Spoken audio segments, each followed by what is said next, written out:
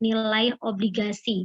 Nah, di sini yang harus kalian ketahui bahwa beda antara kupon bunga dengan tingkat bunga pasar, ya teman-teman ya. Kalau kupon bunga di dalam obligasi itu adalah bunga yang kita gunakan untuk menghitung bunga yang harus dibayarkan ke pemegang obligasi.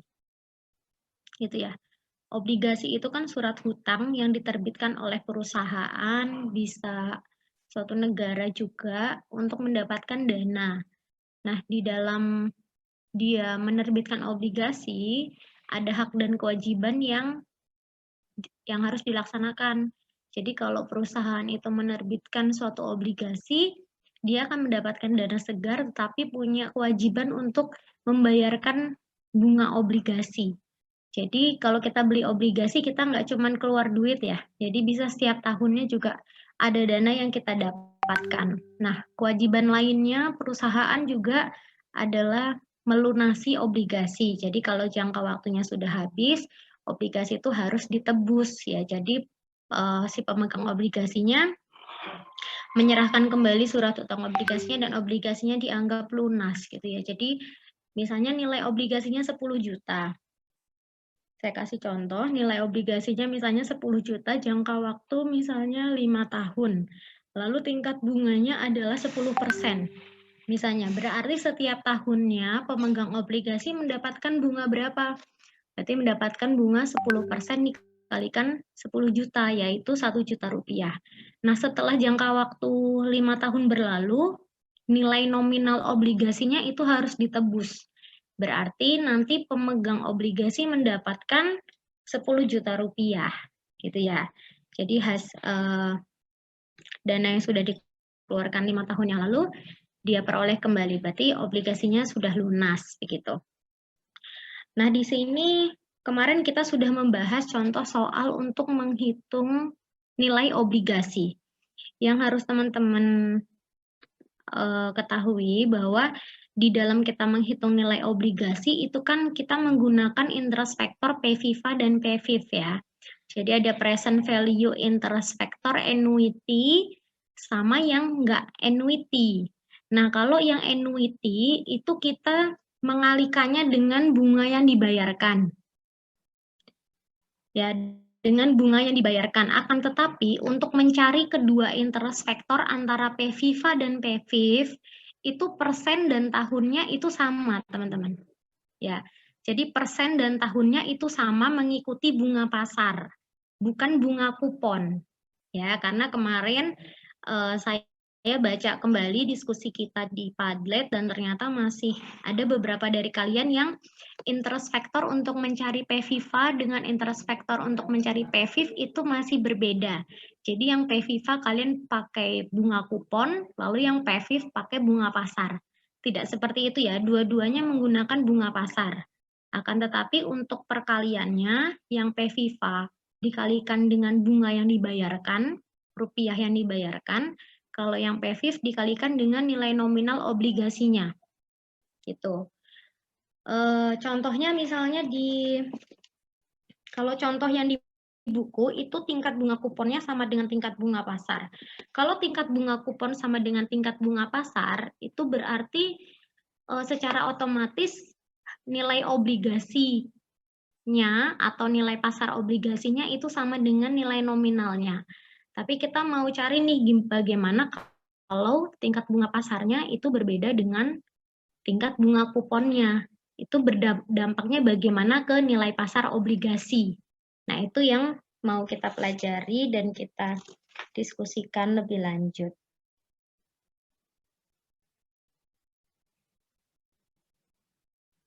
Misalnya di contoh yang saya berikan ya.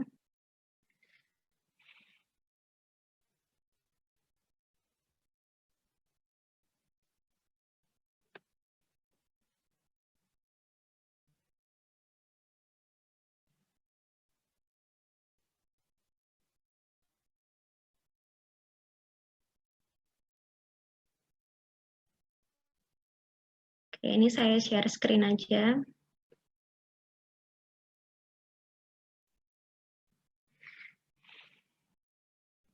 Oke, apakah sudah muncul di kalian?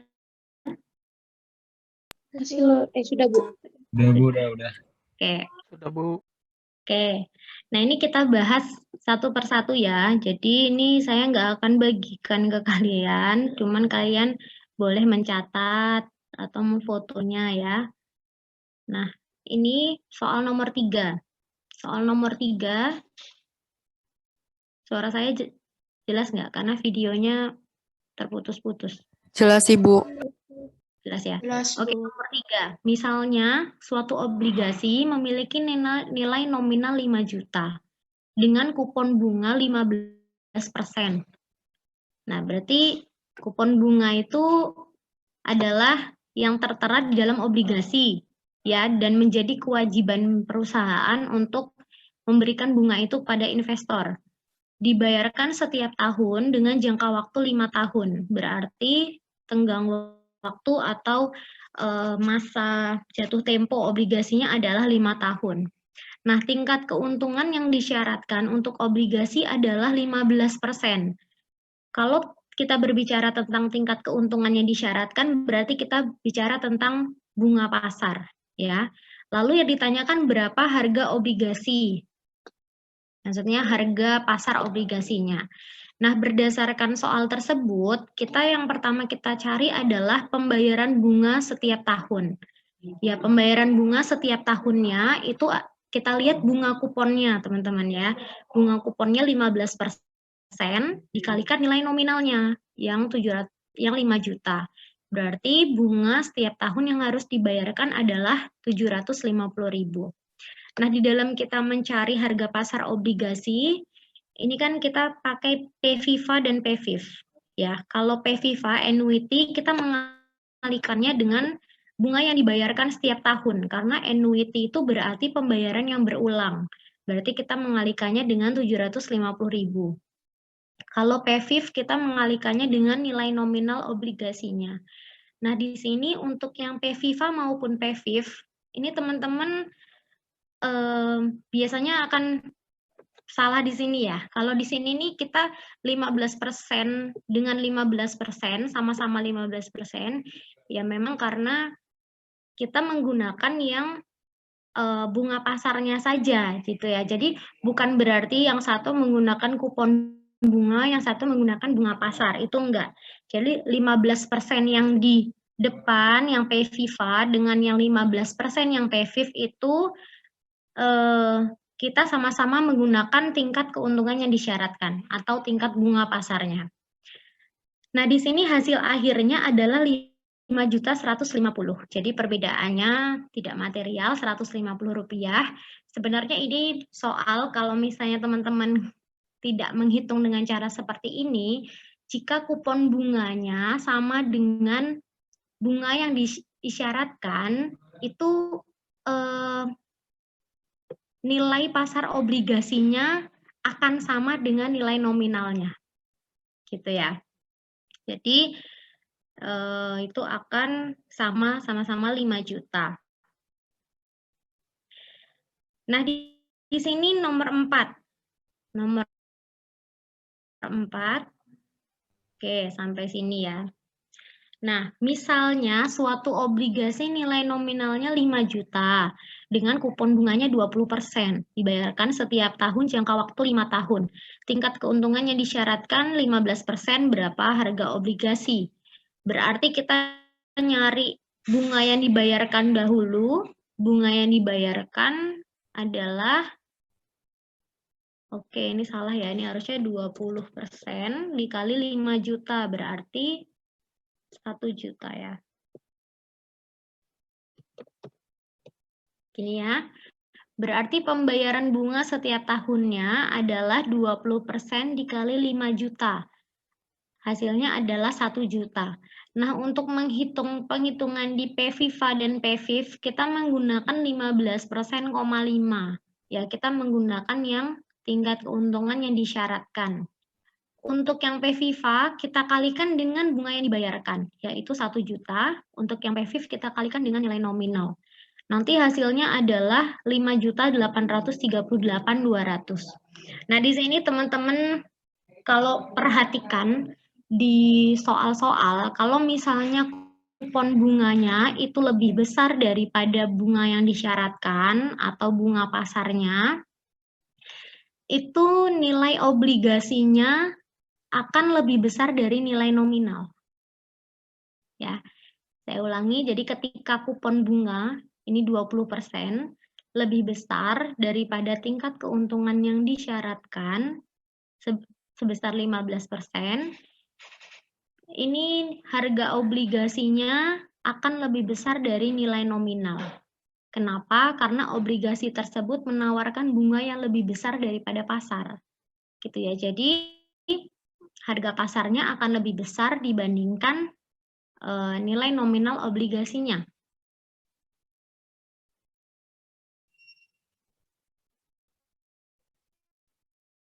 Oke, sekarang nomor 5.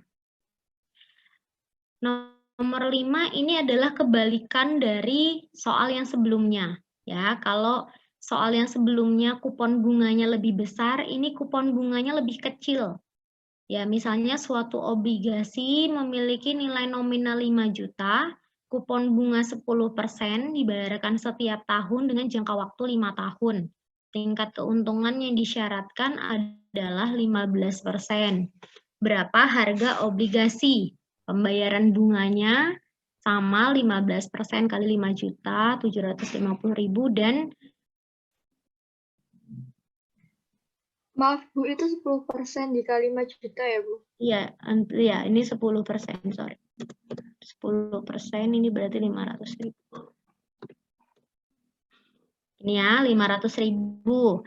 Berarti harga obligasinya kita pakai PVIVA, PVIP, semuanya pakai tingkat keuntungan yang disyaratkan. Berarti hasil akhirnya nanti dapat 4.162.100. Nah, ketika kupon bunga obligasi itu lebih kecil daripada tingkat bunga pasar, nilai obligasi tersebut akan lebih kecil daripada nilai nominalnya. Gitu ya.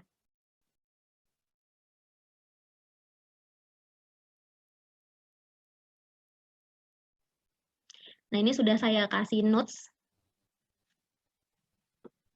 Jadi ketika bunga kupon dengan bunga pasar, gini ya. Ketika bunga kupon sama dengan bunga pasar, maka nilai obligasi sama dengan nilai nominalnya. Ketika bunga kupon lebih besar dari bunga pasar, maka nilai obligasi lebih besar dari nilai nominalnya dan sebaliknya.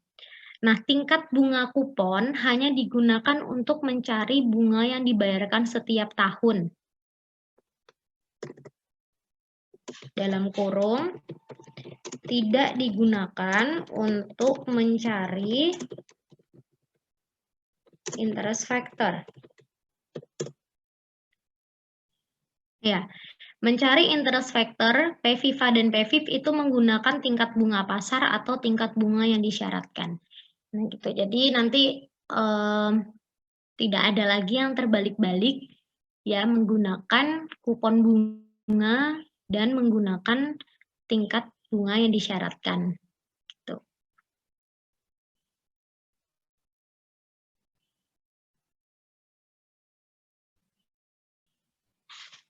Oke, sampai sini ada yang mau ditanyakan?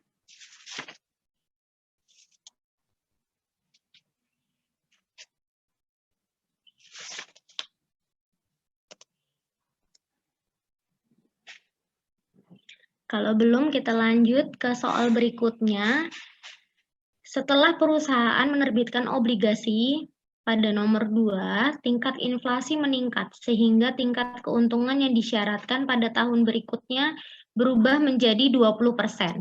Nah, di sini kalau soalnya seperti ini, berarti pada tahun berikutnya, tahun ke-1, berarti tahunnya jatuh tempo obligasinya sudah berkurang 1, sehingga tahun untuk mencari interest factor-nya berubah menjadi 4, gitu ya. Dan untuk yang persennya, tingkat bunga pasarnya atau tingkat bunga yang disyaratkannya pun berubah menjadi 20%. Akan tetapi, bunga kuponnya tetap, bunga yang dibayarkan tetap 750.000 50.000 gitu ya, karena bunga kuponnya masih tetap sama selama jangka waktu 5 tahun. Tetapi yang berubah hanya tingkat bunga pasar. Nah, kalau soalnya seperti ini berarti untuk mencari harga obligasinya didapat P-VIVA-nya 20%,4 dikali 750.000 dan P-VIV-nya dikalikan dengan nilai nominal obligasinya yang 5 juta. Dapat harga obligasinya adalah 4353025. Nah, ketika harga obligasi itu lebih kecil daripada nilai nominal, berarti dia ada diskon obligasi. Ya, diskon obligasi ini artinya ketika kalian mau jual obligasi itu, berarti kalian ini ada diskon dalam kalian jualnya ya. Jadi ada diskon dari nilai nominal 5 juta dengan harga pasar obligasinya. Jadi diskonnya ini adalah selisih antara nilai nominal dengan harga pasar obligasi. Berarti ada diskon sebesar 646.975. Jadi sebenarnya kalian di sini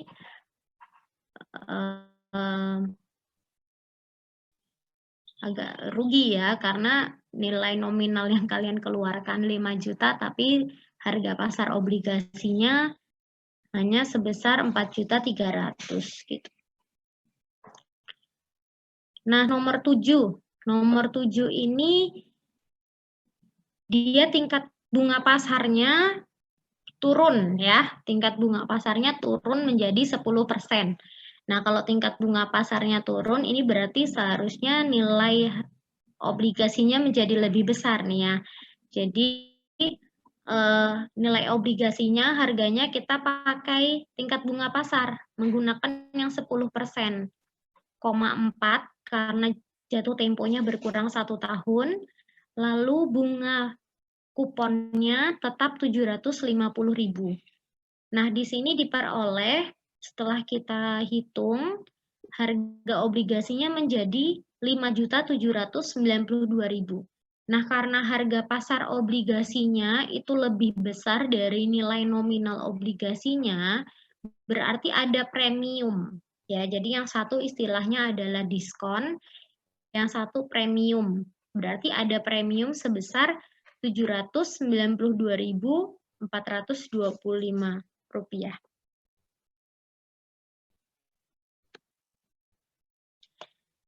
Itu walaupun sepertinya saat di Padlet itu kayaknya soalnya lebih banyak dari ini kalau nggak salah, cuman pada intinya ini tipe-tipe soal yang sudah kita bahas di pengantar obligasi yang lalu ya. Gitu. Sampai sini ada yang masih bingung nggak? Karena ini basic dan kalau kebingungan nanti kesulitan di depan-depannya. Bu, saya mau nanya, Bu. Itu periode 4-nya dari soal nomor 2 berarti, Bu? Periode 4-nya itu karena ini soalnya yang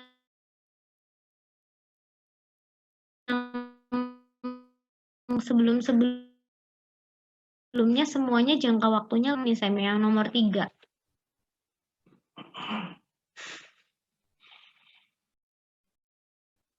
Maaf, Bu, tadi putus-putus, Bu. Iya, internet saya unstable, baru ada info. Sudah jelas lagi? Sekarang sudah, Bu. Udah, oke.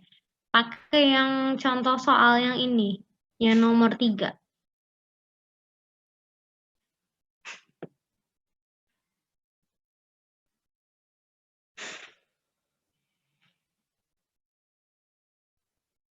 Apakah sudah terjawab, Sam?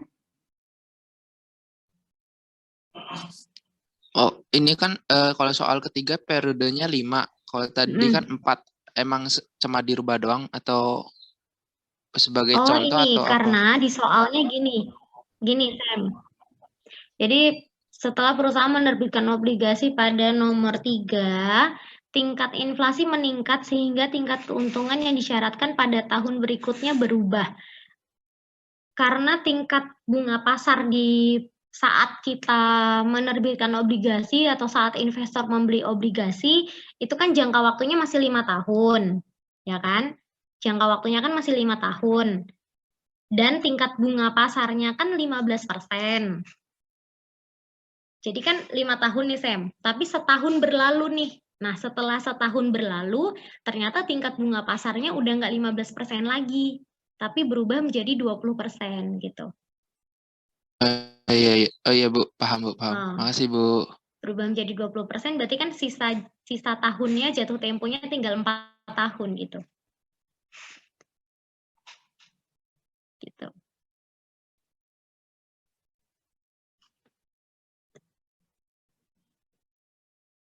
Yang lain? Bukle. Kalau misalnya premium tuh berarti artinya kayak kita dapat bonus keuntungan gitu, Bu. Iya. Jadi ada selisih antara nilai obligasi dengan nilai yang kita beli. Makasih, Bu. Oke. Jadi kalian tuh memahami konsepnya adalah kalau istilahnya adalah nilai nominal itu nilai yang sudah tidak bisa berubah lagi ya. Jadi nilai nominal itu ya memang sudah nilai yang tertera di dalam obligasinya.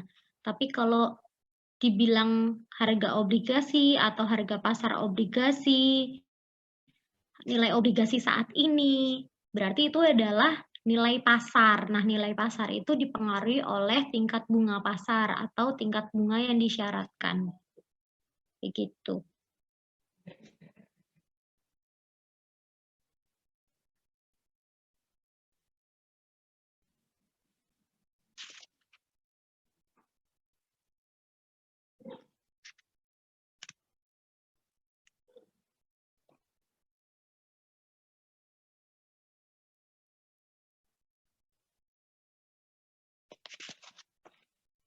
Yang lain, kalau sudah bisa dilanjutkan. Bisa Bu. Oke, ini saya stop share sekarang ya.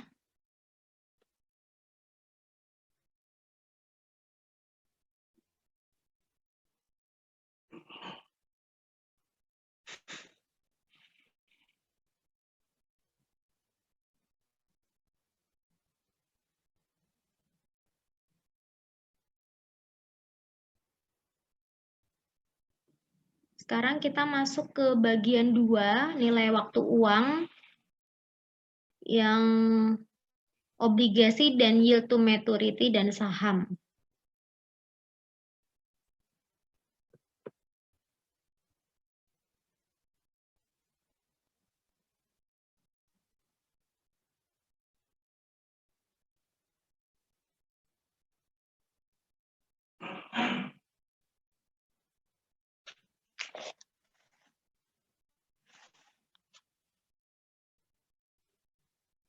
Oke, saya bertanya kepada kelompok pembahas ya, kelompok pembahas minggu ini atau minggu yang yield to maturity ini kelompoknya Clara Putri, Jessica, Cindy, Feby, Michelle, dan Deborah.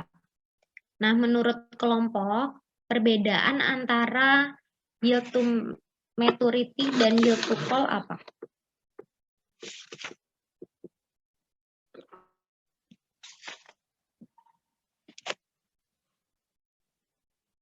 Perbedaan antara YTM dan YTC apa?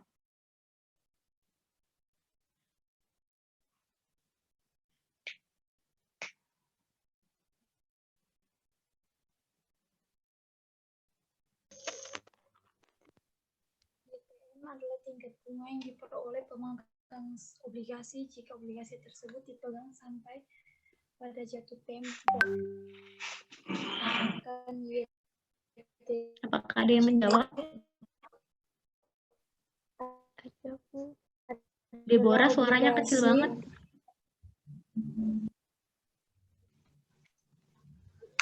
Mungkin karena internet, Bu. Saya ulang. Iya.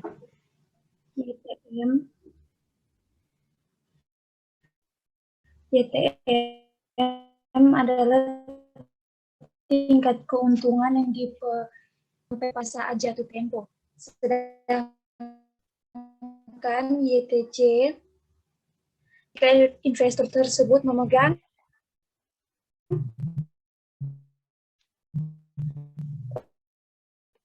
obligasi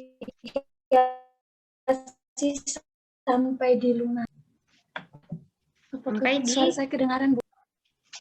terputus-putus sih. Coba yang lain diulangin. Kalau YTM itu, Bu, tingkat keuntungannya tuh diperoleh oleh pemegang obligasi. Nah, lalu yang YTC itu, tingkat keuntungannya akan diperoleh investor yang memegang obligasi. Nah, bedanya pemegang obligasi sama investor apa?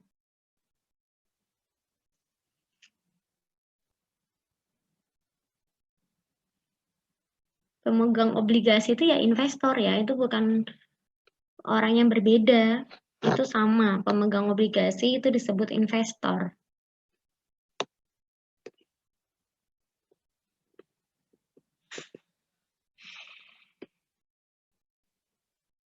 Jadi dua-duanya ini ya diterima oleh investor ini. Cuman yang satu kenapa, yang satu kenapa gitu. Dari saya ya Bu, mau coba jawab. Jadi kalau misalnya to minority itu waktu obligasinya Yield to maturity. to maturity. Yield To maturity. Ya. Jika itu waktu obligasinya dari sekarang sampai jatuh tempo. Tapi kalau apa tadi itu? To call itu waktu obligasinya tuh dari sekarang sampai kemungkinan ditarik. Oke, kalau kasih contoh misalnya yang YTM ini sampai jatuh tempo misalnya berapa lama, lalu yang yield to call ini berapa lama gitu, Sin.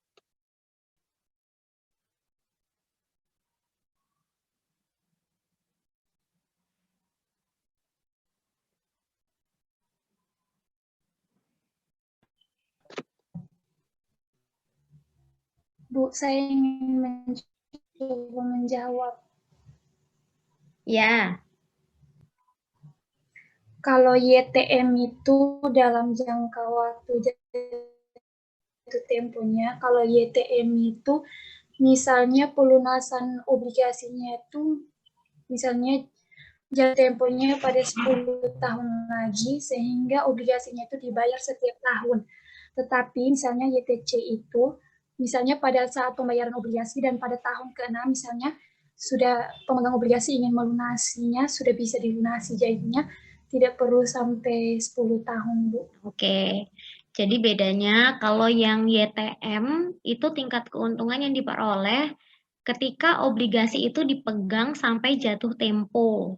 Ya, sampai jatuh tempo itu berarti jangka waktu yang ada di surat obligasinya. Tetapi kalau yield to call itu adalah tingkat keuntungan yang diperoleh sampai obligasinya dilunasi. Nah, dilunasinya ini bisa kapan aja ya. Jadi kalau misalnya di obligasinya memang disepakati bahwa perusahaan bisa sewaktu-waktu melunasi obligasinya ketika mereka punya dana daripada punya hutang gitu ke investor, lebih baik saya lunasi saja obligasinya.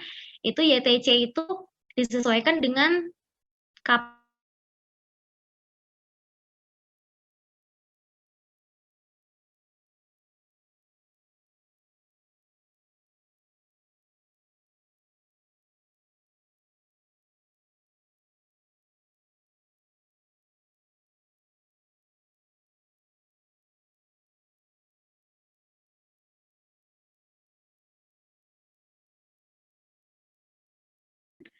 bahwa berapa yang diperoleh ketika obligasinya dilunasi gitu ya.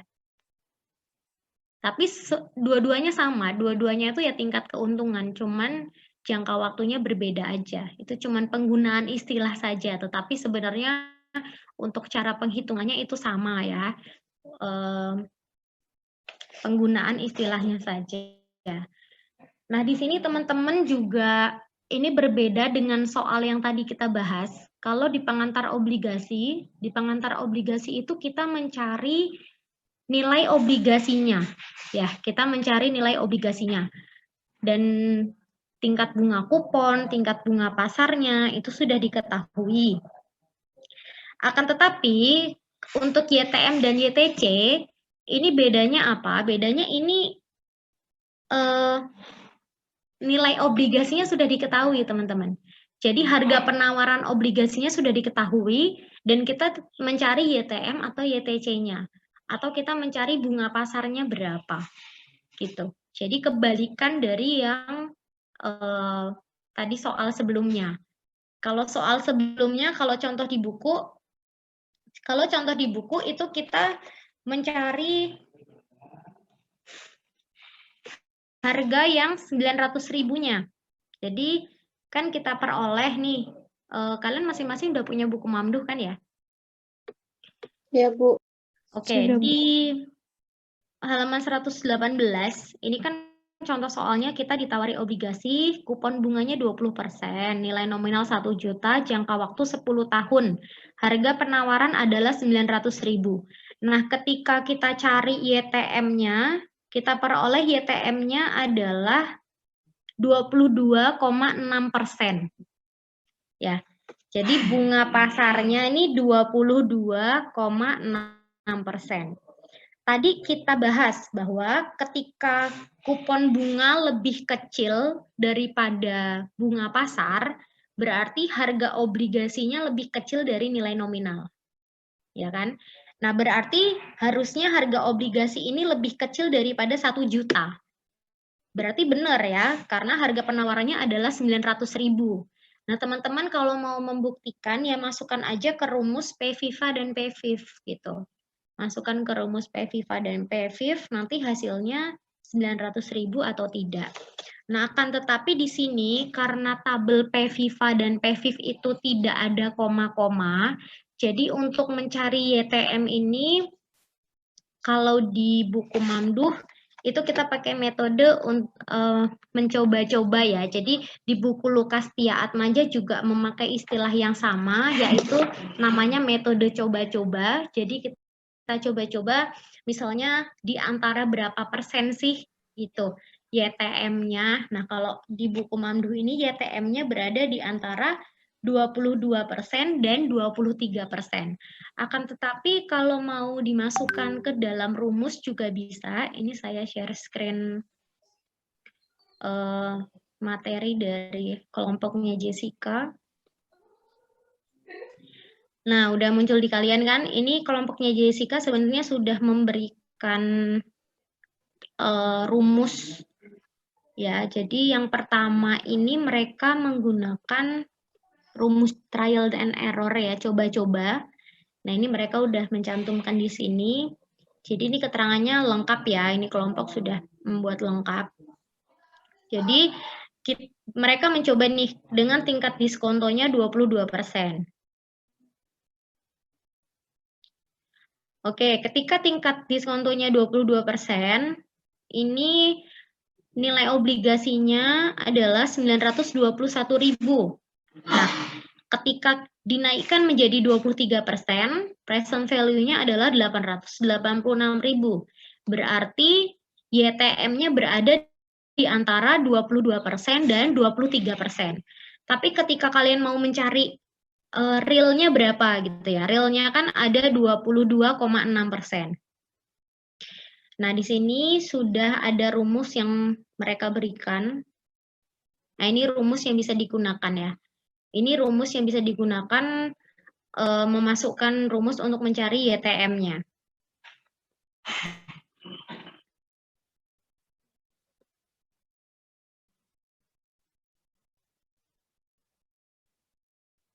Saya juga bagikan dari kelas yang A. Dari kelas C. Oke, ini dari kelas C, teman-teman bisa difoto atau dicatat saja. Ini contoh yang mereka berikan. Ini menggunakan rumus yang sama dengan yang kelompok Jessica tadi, jadi C plus P dikurangi R per N dibagi P plus R bagi 2 ya. Jadi hasilnya YTM-nya 16,11%. Jadi kalau nanti tergantung ya, saya mintanya kalian mengerjakannya pakai metode yang mana gitu ya. Bisa pakai metode yang formula yang ini, atau metode yang trial and error tadi. Kalau yang ini berarti C itu kuponnya. Kuponnya adalah bunga kupon. Bunga kuponnya 12% dikalikan nilai nominal 1 juta, berarti 120.000. Ya, 120.000 ditambah 1 juta dikurangi 800.000 dibagi jangka waktunya 8 tahun, lalu dibagi 1 juta plus 800.000 per 2. Hasilnya adalah 16,11%. Jadi ada 2 metode yang bisa kalian gunakan dalam mencari YTM.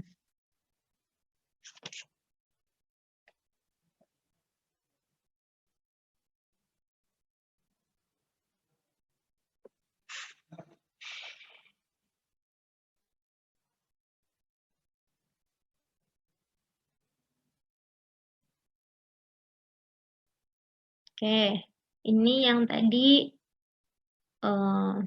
mana nih? Oh, ini masih bentar.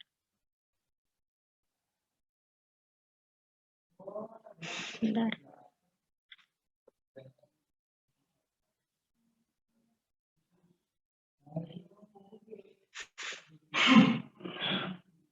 Oke. Untuk jelasnya rumusnya ini ya.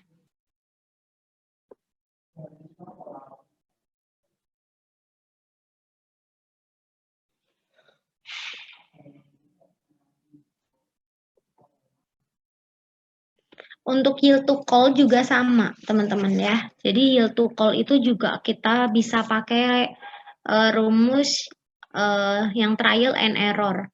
Cuman jangka waktunya kita lihat jangka waktu pelunasannya berapa. Kalau yang di contoh buku Mamduh itu dia dilunasi di tahun ke-6. Ya, pada akhir tahun ke-6, sehingga untuk mencari YTM-nya kita pakai interest factor karena dia pakai trial and error. Jadi menggunakan interest factor, interest factornya dicarinya untuk jatuh temponya 6 tahun. Ya. Dan tingkat bunga pasarnya 20%.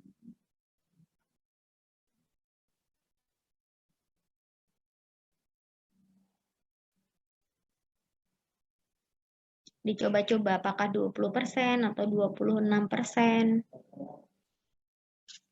Nah, nanti ini kita ada soal latihan juga, nanti kita diskusikan supaya lebih mendalam lagi untuk mencari YTM ini. Cuma karena waktunya terbatas, jadi nggak mungkin kita bahas soal dulu keluar dari Zoom, lalu kita masuk Zoom lagi untuk materi selanjutnya. Kita lanjutkan aja dulu untuk yang dividen ya teman-teman ya.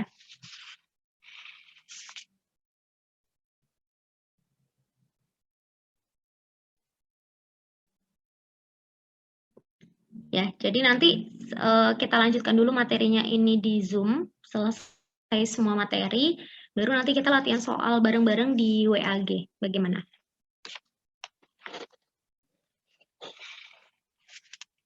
Baik, Bu. Baik, Bu. Oke, untuk YTM, YTC sudah. Kalau yield itu sama juga, tingkat keuntungan juga. Cuman kalau yang yield itu adalah tingkat keuntungan yang diharapkan ya. Jadi dia informasinya ya tinggal dibutuhkan bunganya berapa, lalu harga pasar obligasinya berapa, dapat yield-nya. Gitu. Jadi di sini nggak ada informasi mengenai kapan dilunasi atau jatuh temponya berapa, itu nggak ada. Nah, di sini nanti teman-teman juga kita akan belajar untuk mencari, kalau yang tadi kan pembayaran bunga obligasinya itu setiap tahun. Nah, nanti kita juga bahas soal bagaimana kalau obligasinya itu dibayarkan setiap semester. Ya, kalau dibayarkan setiap semester itu bagaimana? Nah, kita lanjut ke materi yang penilaian saham. Kita lanjutkan materi ke penilaian saham.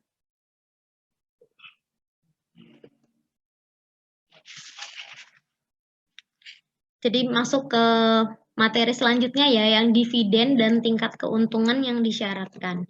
Nah, kalau kita tadi, ini kan kita ngomongin tentang surat berharga. Surat berharga yang kita bahas di materi ini adalah obligasi dan saham. Kalau kedua surat berharga itu kita kaitkan dengan future value dan present value. Jadi kita kaitkan dengan nilai waktu uang. Obligasi dan saham dalam kita menentukan present value, future value-nya, kita lihat dari aliran kasnya. Nah, kalau aliran kas obligasi itu adalah dilihat dari bunga yang dibayarkan. Oleh karena itu, untuk melihat nilai obligasi, kita menghitungnya dilihat dari bunga yang dibayarkan dengan nilai nominalnya. Makanya tadi di rumus yang PVIVA dan PVIV kita menggunakan kupon yang dibayarkan dengan nilai nominalnya. Akan tetapi kalau kita ngomongin saham, aliran kasnya apa? Aliran kasnya adalah dividen dan capital gain. Ya, dividen itu adalah tingkat keuntungan yang dibagikan kepada investor di luar laba ditahan. Lalu untuk yang capital gain itu selisih jual ya antara harga saham yang dijual dengan saat dibelinya berapa. Jadi tingkat keuntungan. Kalau selisih lebih namanya capital gain, kalau selisih kurang namanya capital loss. Nah, di sini nanti akan ada dua metode penilaian saham yang kita pelajari. Jadi disamakan dulu konsepnya ya teman-teman. Jadi kita ini sedang menilai obligasi sama menilai saham. Nah, untuk menilai obligasi dan menilai saham kita lihat dari aliran kasnya. Untuk penilaian saham sendiri ini ada dua metode atau dua varian. Pertama, penilaian saham jika dipegang satu periode. Lalu yang kedua adalah penilaian saham jika dipegang selamanya. Nah, jika saham ini dipegang selamanya, itu ada 3 variasi juga, yaitu model dividen konstan, model dividen tumbuh dengan tingkat pertumbuhan yang konstan, dengan model dividen dengan tingkat pertumbuhan yang berbeda. Tingkat pertumbuhan yang berbeda ini, misalnya, dalam jangka waktu 5 tahun, misalnya dalam jangka waktu 5 tahun, misalnya tingkat pertumbuhannya 10%, tapi untuk tahun ke-6 sampai 10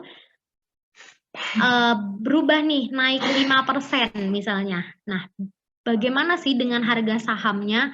Apakah harga sahamnya menjadi naik atau tidak? Seperti itu ya. Nah, ini untuk yang model dividen konstan. Model dividen konstan ini relatif sederhana, contoh soalnya. Ya, mungkin nanti kalian agak kesulitan yang di varian yang ketiga. Ya, nanti kita bahas juga satu persatu. Untuk model dividen yang konstan, model dividen konstan ini nanti tinggal kita bagikan saja antara dividen yang dibayarkan dengan tingkat keuntungan yang disyaratkan. Ya, jadi tinggal misalnya dividen yang dibayarkan adalah Rp1.000 misalnya per tahun. Berarti Rp1.000 dibagi tingkat keuntungan yang disyaratkannya berapa? Misalnya 10%. Berarti 1.000 dibagi 0,1. Berarti harga sahamnya adalah 10.000. Gitu ya. Jadi relatif sederhana untuk yang model dividen konstan. Lalu yang kedua adalah model dividen tumbuh dengan tingkat pertumbuhan yang konstan. Nah, ini juga tidak terlalu sulit mengerjakannya. Ini contoh soalnya, misalnya suatu saham membayarkan dividen sebesar Rp200 tahun ini. Kemudian saham diperkirakan akan tumbuh dengan tingkat tingkat pertumbuhan sebesar 5%, tingkat keuntungan yang disyaratkan adalah 20%. Berapa harga yang pantas untuk saham tersebut? Berarti kalau kita masukkan ke rumus D per KS min G, G itu growth, pertumbuhannya, itu berarti 200 dikalikan 1 plus 0,05, pertumbuhannya dibagi 0,2 min 0,05. Hasilnya adalah 1.400. Ya. Nah, dua varian dalam penilaian saham yang dipegang selamanya ini relatif sederhana, tapi yang untuk model dividen dengan tingkat pertumbuhan yang berbeda, nah ini lumayan panjang ya langkah-langkahnya ya. Jadi ada 3 langkah yang bisa kita lakukan, untuk menghitung nilai saham untuk tingkat pertumbuhan yang berbeda ini. Jadi yang pertama kita mempresent value-kan ketika tingkat pertumbuhannya itu konstan di beberapa tahun pertama. Gitu ya. Lalu untuk langkah selanjutnya kita present value-kan aliran kas untuk tahun yang seterusnya. Tapi kita balikin lagi ke tahun 0 karena kita mau nyari present value. Jadi kita menghitung dulu aliran kasnya berapa. Setelah kita dapat aliran kas dividennya, terus kita present value kan di tahun sekarang. Nah, untuk mendapatkan harga saham itu kita jumlahkan antara present value untuk aliran kas yang pertama, kita jumlahkan dengan present value untuk aliran kas yang kedua. Memang ini harusnya kalian sudah baca lebih dahulu ya, sehingga saat saya jelaskan itu sudah nyambung. Oh, yang ini gitu ya. Misalnya kita lihat di buku Mamduh, misalkan suatu saham mempunyai tingkat pertumbuhan dividen 15% selama 5 tahun pertama.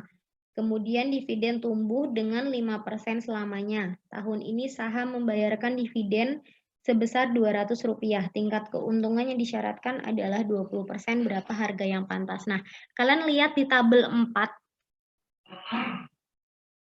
Tabel 4.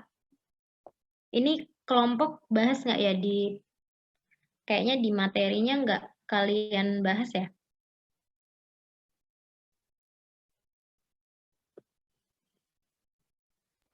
Enggak, Bu. Cuma hitungannya, Bu. Saya cari, kayaknya kalian cuman mendeskripsikan cara pengerjaannya. Oh, enggak ya? Oke. Enggak sampai akhir ya kalian jelasin ya? Enggak apa-apa. Oke. Ini masing-masing sudah lihat yang tabel 4-nya. Mungkin videonya bisa dihidupkan dulu, teman-teman.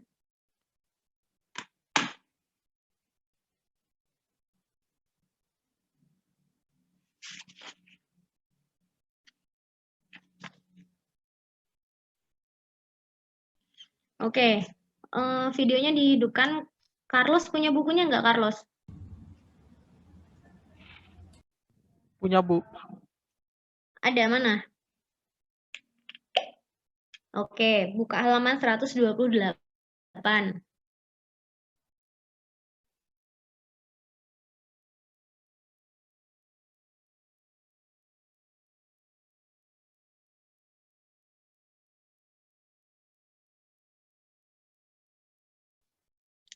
Sudah, buka halaman 128.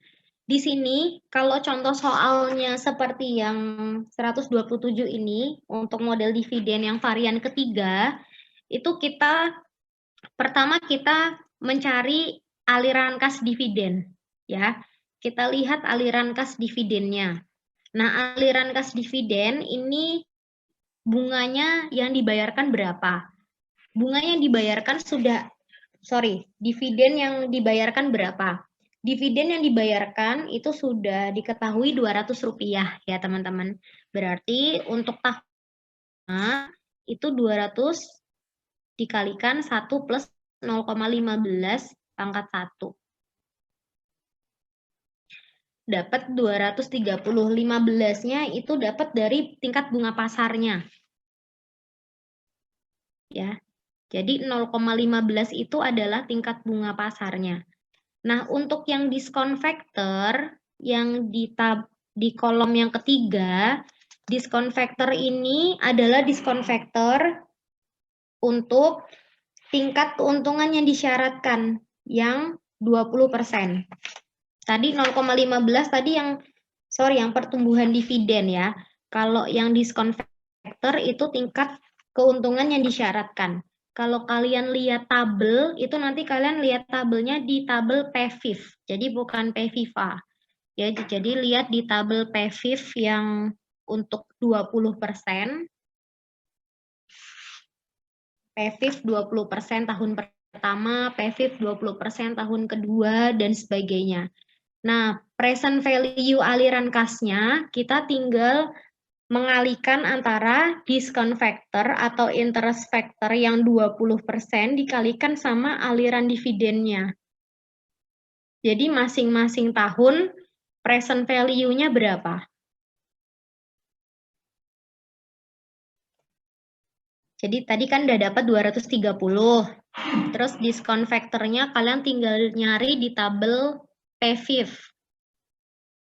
Ya, tabel PVIV yang 20%.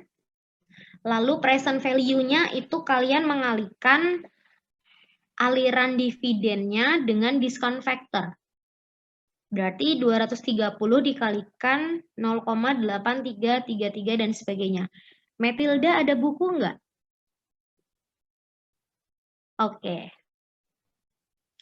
Itu, nah, untuk present value di tahun sampai tahun kelima, ini kita peroleh present value aliran kasnya sebesar 882, yaitu tinggal dijumlahkan saja.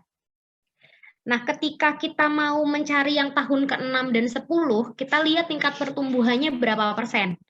Ya, tingkat pertumbuhannya berapa persen? Tingkat pertumbuhan dividennya adalah 5%. Benar? Benar. Oke. Untuk sekarang kita mau cari tahun kelima dan seterusnya. Nah, karena tahun kelima sampai tahun 10 ini kan konstan terus bertumbuh nih, 5%. Kita tahu aliran di tahun yang ke-6, awal tahun ke-6. Di buku dividen untuk tahun ke-6, awal tahun ke-6 adalah 422. Nah, 422 ini diperoleh dari dividen yang tahun kelima, tapi naik 5%. Berarti 402 dikali 1,05. Atau 402 ditambah 402 kali 5%. Ya, karena ada kenaikan 5%.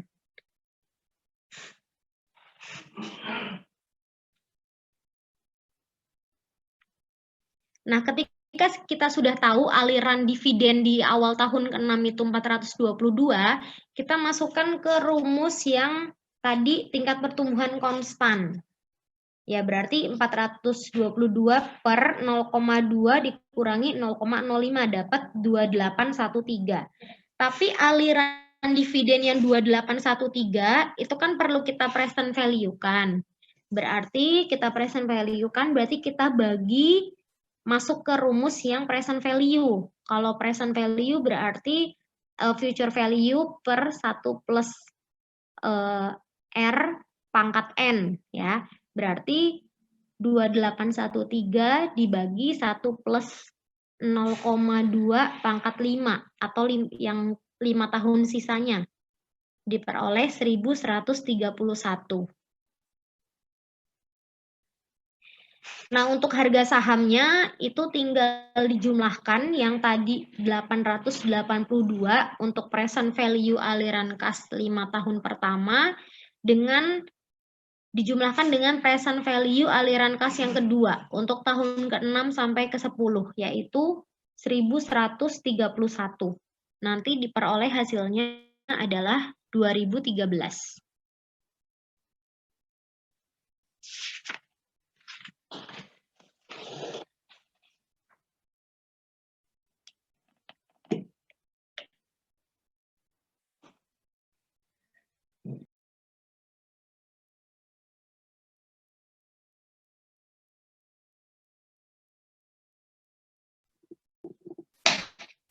Oke, sampai sini ada yang masih belum jelas nggak?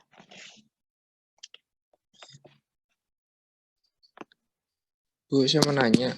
Oke, Sam. Itu yang D1 422 dapat dari mana ya, Bu? 422 itu kan Dibagi dua kah dari PV satunya? enggak. 422 itu kenaikan 5% dari aliran dividen yang terakhir. Yang tahun kelima. Tahun kelima kan dividennya 402 dan 402 itu kita naikin 5%.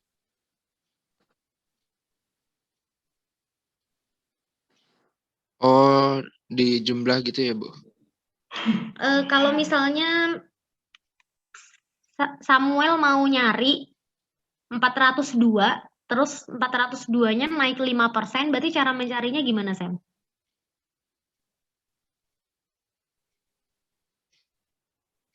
Dikali 5%, terus dijumlah dengan hasil ya?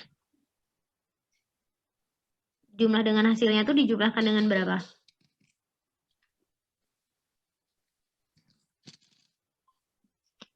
Oke, Bentar, Bu. berurut. Saya Coba kalkulator berurut. dulu. Langkah-langkahnya diurutkan, coba. Diurutkan. Bu, mau tanya. Bentar, ini yang Samuel belum selesai. 402 dikali 5% 20,1. Terus dikali 402. Gimana? 402 dikali? 402 ditambah 20. Ya, 422. Ya, benar. Jadi 402 5%. ditambahkan 402 kali 5%. Atau kalau mau secara singkat, kalau misalnya mau langsung 402 dikalikan berapa? Iya, paham. Berarti, paham ya? Berarti 402 dikalikan 1,05. 1,05 itu 1 ditambah 5%. Oh, gitu. Oke, Bu. Oke, jadi 402 kali 1,05 itu 422. Iya, Bu. Oke. Oke. Ada yang mau bertanya lagi tadi ya? Ini, Bu, yang 422 itu kan dari 402 ditambah 5%. Jawabannya kan 422. Tapi kok koma 1 ya, Bu? Nggak apa-apa, itu dibulatkan aja, Clara. Oh, kalau lebih dari 5 gimana, Bu? 423? Enggak dong, 400. Maksudnya kalau komanya di atas 5 tetap dianggap gitu, Bu, dibulatannya. Oke, ini biasanya menjadi masalah mahasiswa pada umumnya ya. Jadi gini, nanti kita sepakati aja, nanti kalau saya juga menghindari supaya kalian nggak bertanya-tanya. Biasanya kalau yang UTS kemarin kan 2 angka di belakang koma. Tapi kalau untuk penghitungan yang tabel ini, nanti nggak usah pakai koma. Ya, jadi angka pembulatannya. Jadi kalau 422,1 berarti 422. Kalau 422,6 berarti 423. Gitu aja. Kalau 422,5, Bu. Kalau 422,5 berarti 423. Berarti lebih besar sama dengan 5. Lebih besar sama dengan 0,5 itu naik menjadi 1. Gitu aja.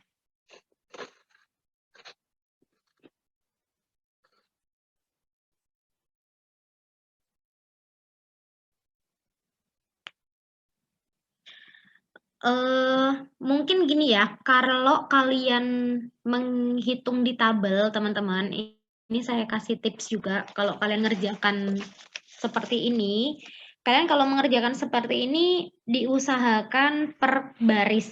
Ya, per baris itu maksud saya gini, misalnya kita cari 1,15 pangkat 5. 1,15 pangkat 5 itu kan hasilnya koma-koma.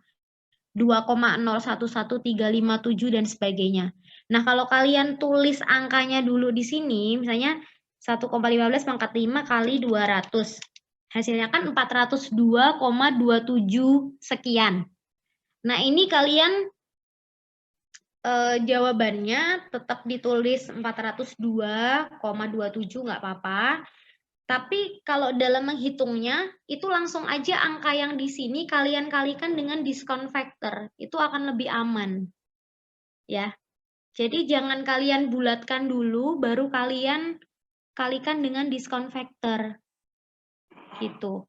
Dan tips yang selanjutnya, diskon factor, interest factor yang ada di tabel jangan dibulatkan. Jadi kalau ada 4 angka di belakang koma, pakailah 4 angka itu. Ya, itu jangan dibulatkan. Nah, langsung aja setelah kita cari dividen tahun kelimanya dapat 402, sekian, kita kalikan dengan diskon faktornya 0,401878.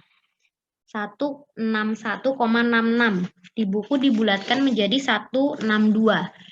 Nah, ini diskon faktornya dia ada 5 angka di belakang koma, jadi bermacam-macam memang tabel yang ada di internet. Tapi yang kita gunakan adalah yang 4 angka di belakang koma. Ya. Walaupun sebenarnya tabel yang kemarin saya berikan itu agak lompat ya, jadi 1% sampai 16% itu ada semua. Lalu kalau nggak salah loncat ke 20